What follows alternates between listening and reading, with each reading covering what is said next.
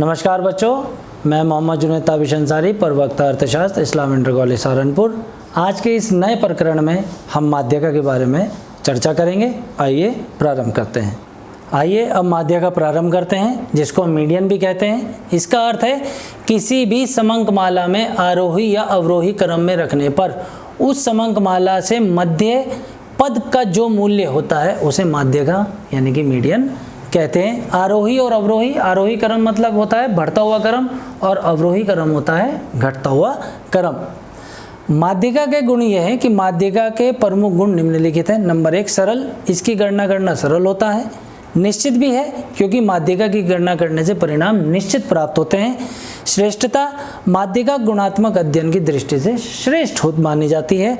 चरम व सीमांत पदों से अप्रभावित रहती है क्योंकि श्रेणी में चरम व सीमांत पदों के मूल्यों में माध्यका प्राप्त करने से कोई प्रभाव नहीं पड़ता है।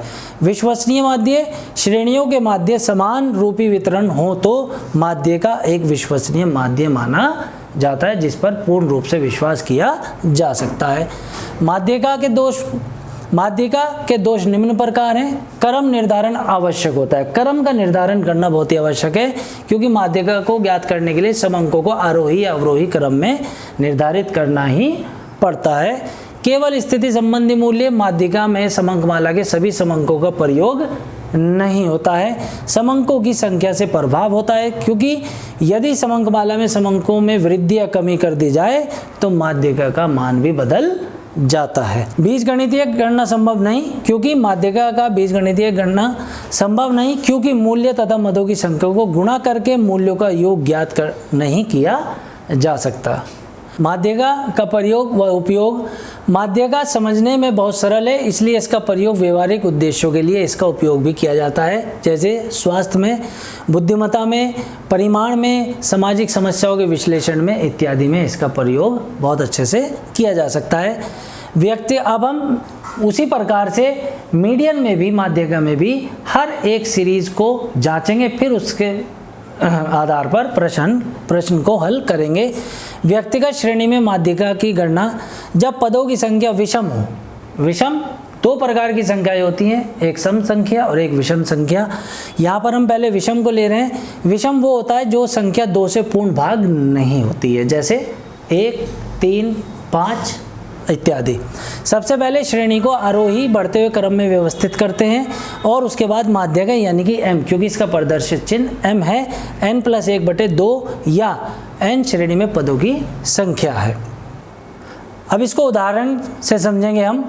एक कारखाने के मजदूरों की दैनिक मजदूरी आपको इस प्रश्न में दी गई है। ये मजदूरी है, इसको आपको क्रम में लगाना है। क्रम होना चाहिए आरोही या अवरोही, लेकिन सबसे पहले आरोही क्रम में व्यवस्थित करें। आरोही क्रम का मतलब है कि जब कोई अंक सबसे छोटा होगा उसको सबसे पहले लिखिए और फिर उससे बड़ा वाला अंक उसके बाद, और इसी तरीके से ये एक आरोही क्रम तैयार हो जाएगा। 18, 30, 40, 60, 80 और ये हमारा 190 तक हमारा अंक गया है। यहाँ पर समंकों की गणना कर लेंगे। 1, 2, 3, 4, 5, 6, 7, 8, 9। यहाँ पर n बराबर 9 है और 9 एक विषम संख्या है। तो अब विषम संख्या का ही सूत्र का प्रयोग किया जाएगा जो है n+1/2वां पद। 9+1/2वां पद, 9+1 10, 10/2 5वां पद। अब इस आरोही क्रम में 5वें पद पर जोन सी संख्या होगी 1, 2, 3, 4, 5, 80, ये हमारा माध्यका हो जाएगा। अब हम आगे बढ़ते हैं। जब माध्यका में पदों की संख्या सम होगी तो उसका फॉर्मूला होता है n/2वां पद प्लस n+1/2वां पद बटे 2। सम संख्या वो होती है वो संख्या जब पदों की संख्या एक ऐसी संख्या आएगी जो 2 से पूर्ण रूप से भाग हो सकती है। प्रश्न में हम देखेंगे कि सबसे पहले इसको आरोही क्रम में लगाना है।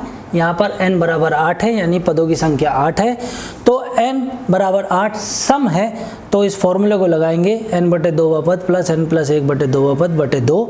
नेक्स्ट, यहाँ पर चौथा पद प्लस 5वां पद। चौथे नंबर पर आरोही क्रम में 45 है और 5वें नंबर पर 55 है। दोनों को जोड़कर 2 से भाग करेंगे 100, तो हमें माध्यका प्राप्त हो जाएगा।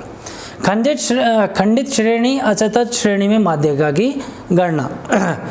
आकार 4, 5, 6, 7, 8, 9, 10 ये हमारा एक आकार आ गया है और संख्या यहाँ पर 5, 12, 20, 30, 22, 10, 2 ये हमारी बारंबारता रहेगी क्योंकि ये एक स्तर पर आकर बढ़ रही है और फिर कम हो रही है।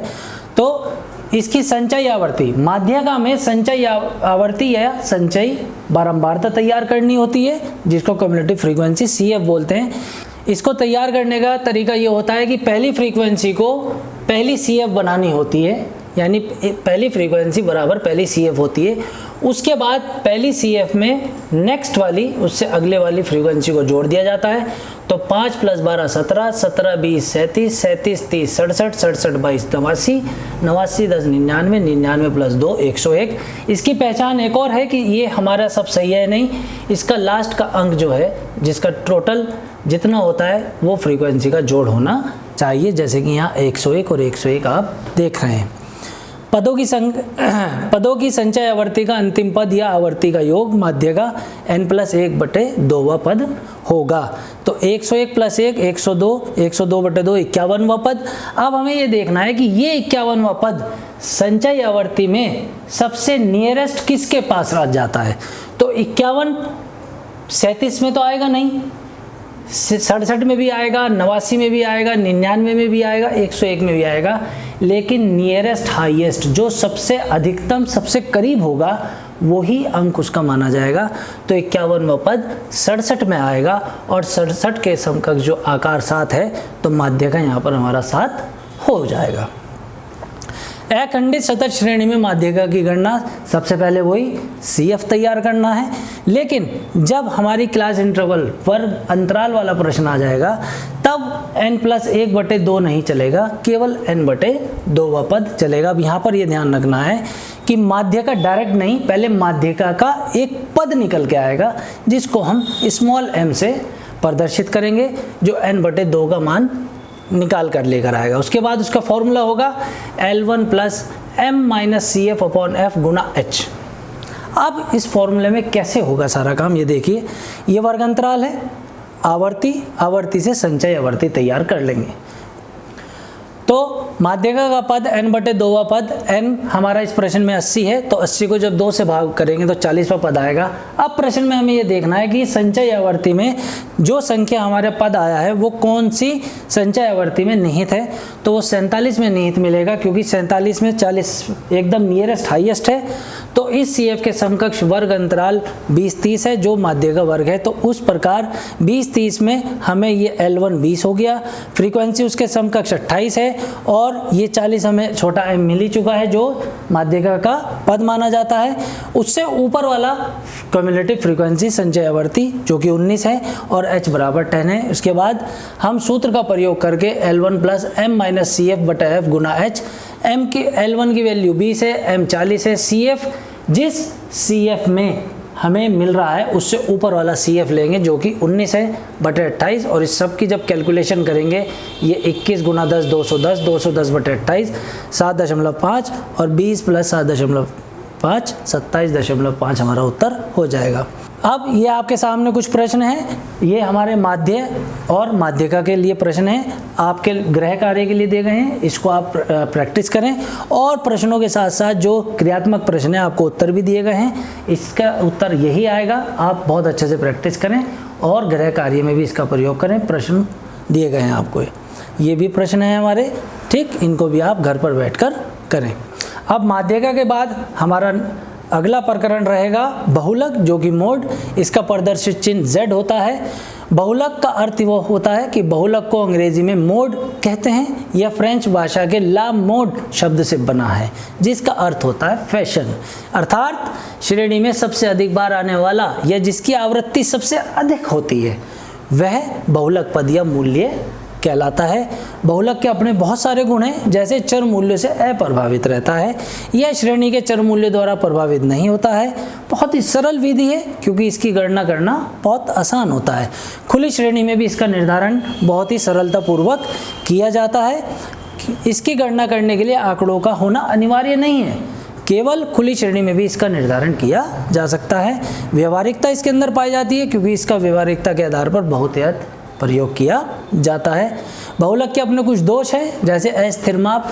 विभिन्न सूत्रों द्वारा इसकी गणना की जा सकती है, परंतु प्रत्येक का परिणाम भिन्न हो सकता है, डिफरेंट हो सकता है। स्पष्टता का अभाव। श्रेणी में 2 या अधिक समंकों की बारंबारता समान होती है। अगर श्रेणी जो दी गई है, अगर 2 की बारंबारता एक जैसी हो गई है, तो ऐसे में श्रेणी में एक से अधिक बहुलक होने के जो है संकेत मिलते हैं और इससे स्पष्टता का अभाव उत्पन्न हो जाता है। चर मूल्यों के लिए अनुपयुक्त, यह चर मूल्यों को महत्व प्रदान नहीं करता है, यानी जो वेरिएबल डाटा होता है उसके लिए ये तैयार नहीं होता है। यह समूहीकरण पर निर्भर रहता है, क्योंकि समूह में व्यवस्था बदलने पर बहुलक भी बदल जाता है और इस प्रकार फिर ये पूरा का पूरा बहुलक जो है वो समूहीकरण विधि द्वारा संपन्न किया जाता है। बहुलक का प्रयोग। वस्तुओं की लोकप्रियता जानने के लिए बहुलक का प्रयोग किया जाता है। बहुत से उत्पादक यानी जो प्रोड्यूसर्स होते हैं, बहुलक के आंकड़ों के अनुसार ही वस्तुओं का उत्पादन भी करते हैं। बहुलक का उपयोग अनेक वस्तुओं के औसत आकार को ज्ञात करने में भी उपयोगी है। बहुलक पूर्वानुमान में सहायक है, जैसे वर्षा, गर्मी आदि इत्यादि। बहुलक की गणना।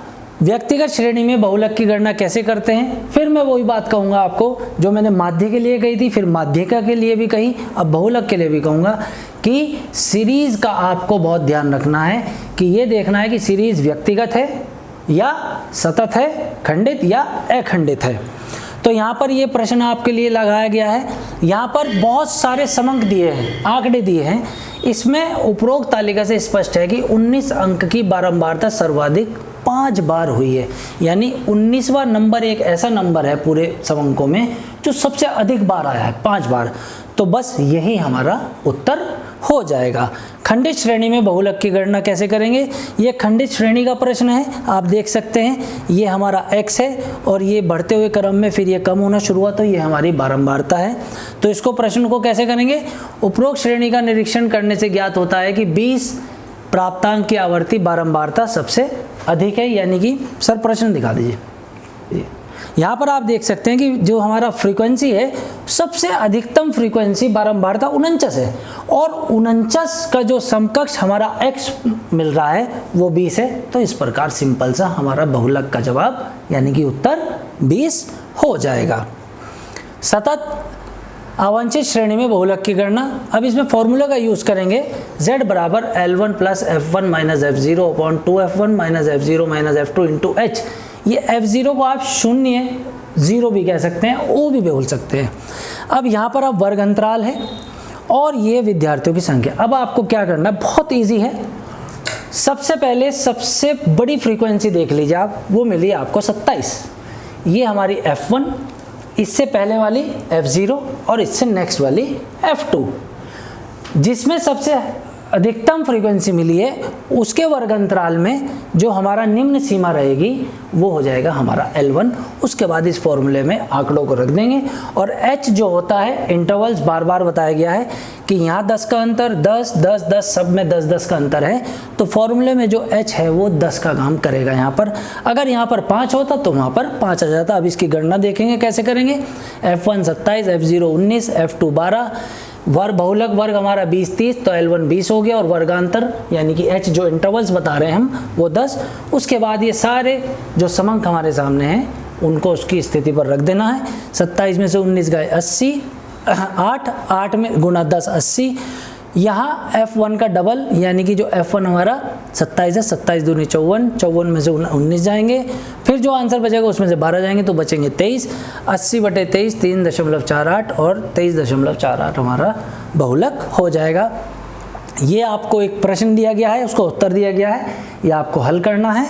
ये सापेक्षिक स्थिति ज़रूर समझिएगा परीक्षा के लिए भी और आपके जीवन में भी इस फॉर्मूले को बहुत प्रयोग होने वाला है। समांतर माध्य, माध्यिका तथा बहुलक की सापेक्षिक स्थिति ये दर्शाती है कि ये दो स्थितियां आपके सामने हैं। मीडियन हमेशा माध्यिका बीच में रहेगा, मीन के और बहुलक के यानी कि मीन और मोड के। तो फॉर्मूला आपको ये वाला याद रखना है, z बराबर 3 मीडियन माइनस 2 मीन।